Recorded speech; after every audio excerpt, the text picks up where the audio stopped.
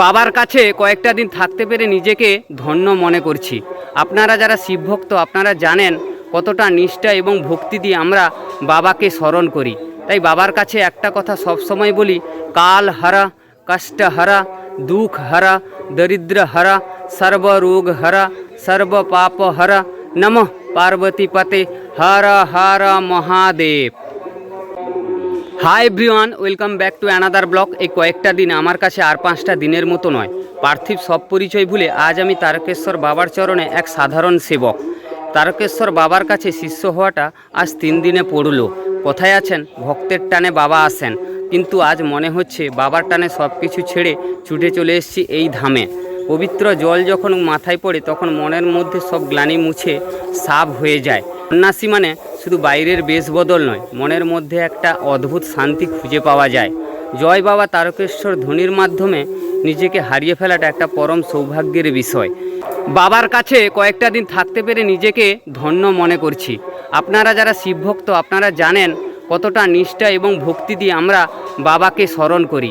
তাই বাবার কাছে একটা কথা সবসময় বলি, কাল হারা, কষ্ট হারা, দুঃখ হারা, দরিদ্র হারা, সর্বরোগ হারা, সর্ব পাপ হারা, নমঃ পার্বতী পতে, হর হর মহাদেব।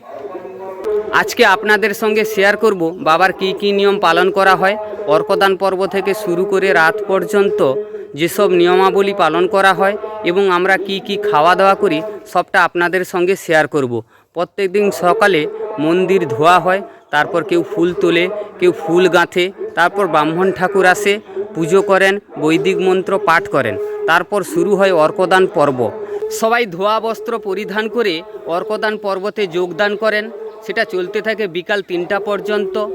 তারপর বাবার দেওয়া পঞ্চামৃত গ্রহণ করেন, তিলক নেন এবং বাবার দেওয়া প্রসাদ নিয়ে নিজ নিজ বাড়িতে যান। নিজ বাড়ি বলতে যে জায়গাটা পরিষ্কার পরিচ্ছন্ন এবং পবিত্র হবে এবং নির্জন হবে।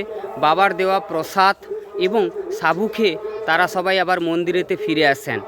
তারপর বাবার দেউলি নিয়ে বাড়ি বাড়ি পুজো করতে যাওয়া হয়, যেটা ব্রাহ্মণ ঠাকুরের দ্বারা হয় এবং গ্রামবাসীরা যে যার মতো করে আতপ চাল, সেদ্ধ চাল এবং টাকা, কেউ টাকা এবং সেদ্ধ চাল দুটোই দেওয়া হয়। এই পর্বটা চলতে থাকে প্রায় রাত 1:30 থেকে 2টো পর্যন্ত। তারপর আমরা সবাই মন্দিরেতে ফিরে আসি এবং বাবার ভোগ পর্ব দেওয়ার জন্য প্রস্তুতি শুরু হয়।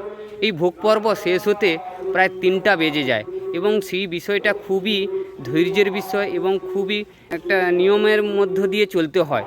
তারপর সবাই বাড়িতে ফিরে আসে এবং বাড়িতে আতপ চালের ভাত খাওয়া হয়। কেউ তার সঙ্গে আলু সেদ্ধ বা তরকারি করে খায়, কিন্তু পাঠভক্তা বা দেউলি ভক্তরা তারা এইসব কোনো কিছু খায় না, তারা ফলমূল এবং সাবুর ওপরেই থাকে। তো এই হচ্ছে আজকের মতো ব্লগ। ভালো লাগলে লাইক সাবস্ক্রাইব করে পাশে থাকবেন। হর হর মহাদেব।